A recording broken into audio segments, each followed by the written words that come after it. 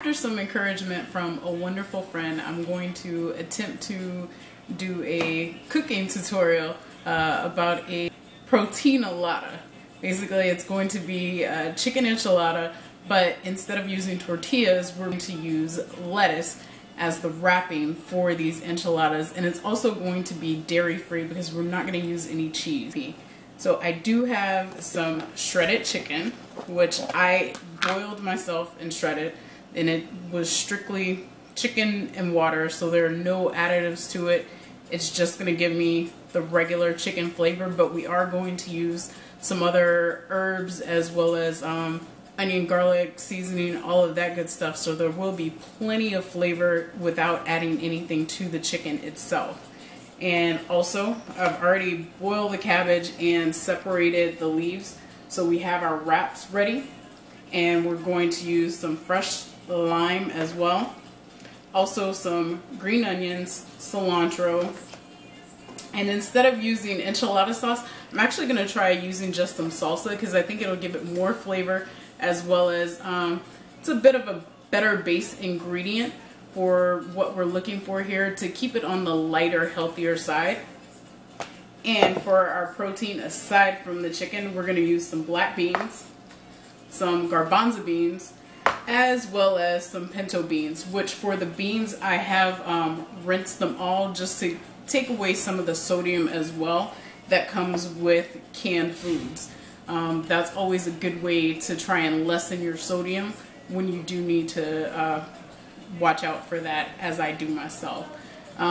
We are going to start right now with sauteing some white onion as well as red onion, some jalapenos because I do like spice, as well as some garlic. And I'm going to do that in some good old coconut oil. And then we're also, while this is sauteing, we're going to go ahead and preheat our oven to 400 degrees, so that will be ready for us as soon as we're done wrapping. Now, as you can probably tell, I am not a professional chef. I am a home cook.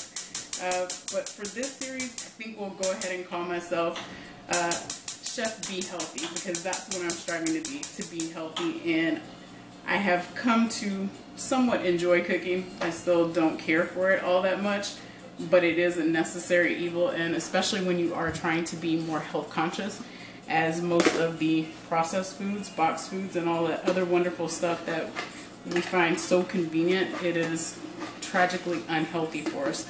Of course, that is something that I've learned over the years and have tried to implement now in the past 2 years, getting with a healthier lifestyle.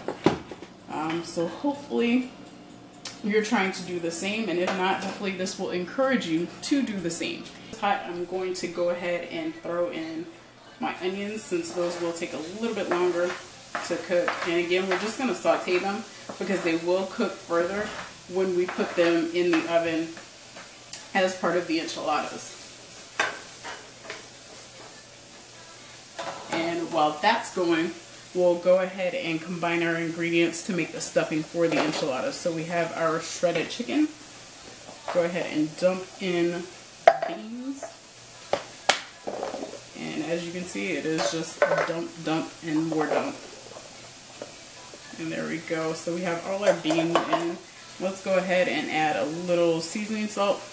And that is another thing about me. I was born and raised in the South, and we do not really measure ingredients. It's more of a look, smell, and taste process. So I do tend to cook the same way now as well. It's just a couple of dashes of this, that, and the other, and we'll call it one. I did use seasoned salt instead of regular salt. I do have sea salt on hand as well, but for something like this where I want a bit more flavor, I prefer the seasoned salt, just because it equals out to about the same amount of sodium. And again, I'm not using that much, especially because I will be using the salsa as well as the Rotel. Aside from the lime, fresh squeezed lime has that acidic flavor, as well as it will give it some qualities of a salt as well. We'll go ahead and get all of that in, and then we'll stir it around a little bit too. And the good thing about the fresh squeezed lime as well as when we add in the Rotel, it will moisten the chicken a little bit more. Since we did boil it and shred it, it is a little dry. It's not quite as moist as I like my chicken to be. I should have gotten a bigger bowl myself. Do this in a larger bowl, or if you want to do it in a pan or something, you're welcome to. This is just something quick and easy that I grabbed. And so we're going with that. Once we get all of this stirred in, then we'll go ahead and add in a little bit of the green onion and the cilantro. And then we'll do more of that later on, just to kind of top things off, because you can never have too much of good stuff. Chicken and beans pretty well combined here. I'll go ahead and add in a little bit of cilantro here and some green onions. And we'll go ahead and stir this in together as now, just to get those mixed up a little bit more. And of course you just mix until you see a little bit of everything everywhere, and that should mean that you have everything well combined. And I'm pretty sure you do hear our lovely onions sauteing back here, which we are getting ready to go ahead and add the jalapenos to, so they can cook in as well. And get back to our saute pan here. And yes, our onions are starting to look translucent. So we'll go ahead and throw in the jalapenos. Let those cook around a little bit with the onions. And we're still saving the garlic for last, because of course for the cabbage, I ended up using the same water that I used for the chicken, because of course with the chicken cooking, it gave it more of a chicken broth flavor than just plain water. So it's going to give a little more flavor to our leaves as well. And you basically put the head of cabbage into some boiling water until the leaves are softened. And in this case, since my crock pot is rather shallow, I did have to rotate the head of cabbage to get both sides cooked to where it was pretty soft. And once it is softened, you'll go ahead and remove it from the water and let it cool to where you can actually handle the leaves. And you just peel the leaves off.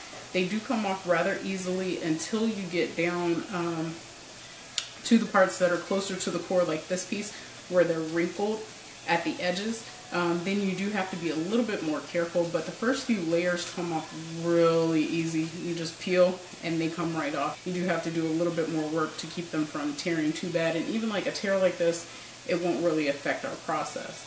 And what we also want to do with these leaves to make it a little easier once we start to roll them is shave down the rib. And you just take a knife like this and run it down to take off the harder part of the rib, and it'll give you a more flush piece that we'll be able to use to wrap. So it does require just a little bit of work, but it is so worth it because you do have a much healthier alternative to one of my favorites, which are enchiladas, because we are taking away the carb element, as well as, in this case, I'm taking away the dairy. If you want to add cheese, you're more than welcome to. Heads of lettuce, of course, just depending on the size of the lettuce. To do something like this, you prefer a larger head. That way you'll get a few more leaves, as well as they're larger and easier to fold. And as you see, the ribs do come off real easy here. Back to this smell good stuff here. Alright, so our onions and jalapenos smell wonderful. Go ahead and add in the garlic for it to do its work too.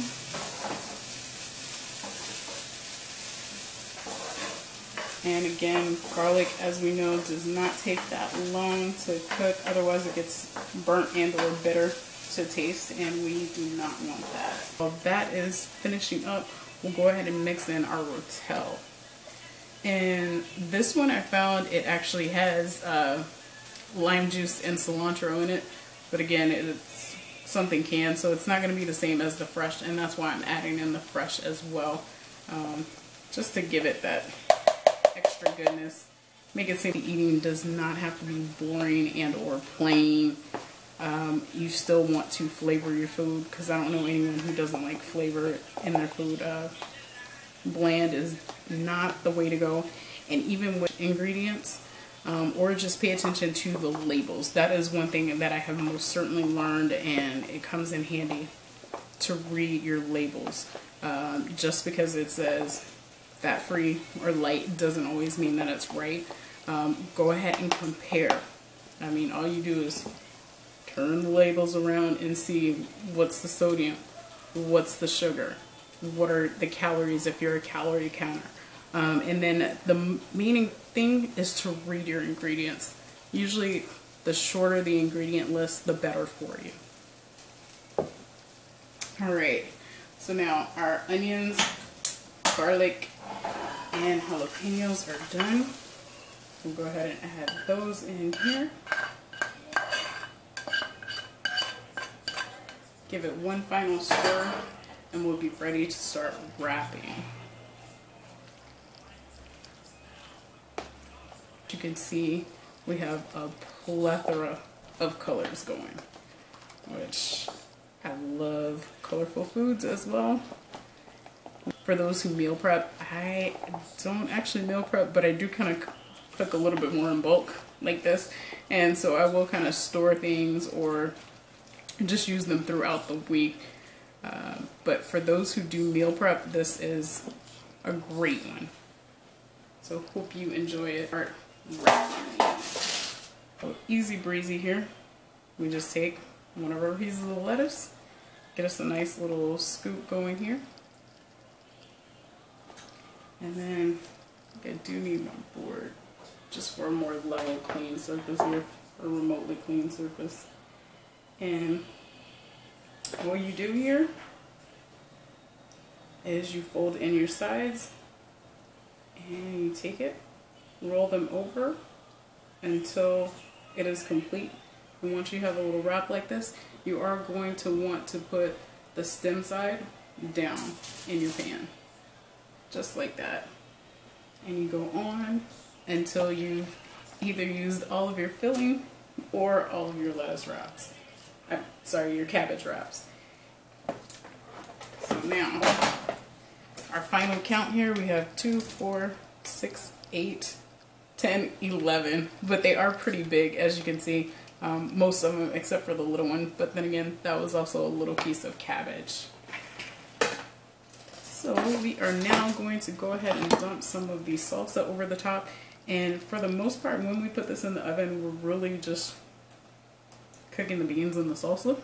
This is what we have going in the oven, and again, I did preheat the oven to 400 degrees, and we're going to let it cook for about 30 to 40 minutes, just until you see everything bubbling and looking lovely. Pull the enchiladas out of the oven, and as you can see, they look and smell even better than when we put them in. They have fully cooked, and I only went for about 30 minutes here. So let's go ahead and pull one, and as you can see, it is completely cooked and piping hot. Like I said, all of the flavors smell amazing. We do have a bit of juice underneath that we can throw on top if we want, or again, if you are doing a rice or quinoa side, you can always use that juice because it does have the full flavors from everything that we've cooked. So now the most important part would be the taste test.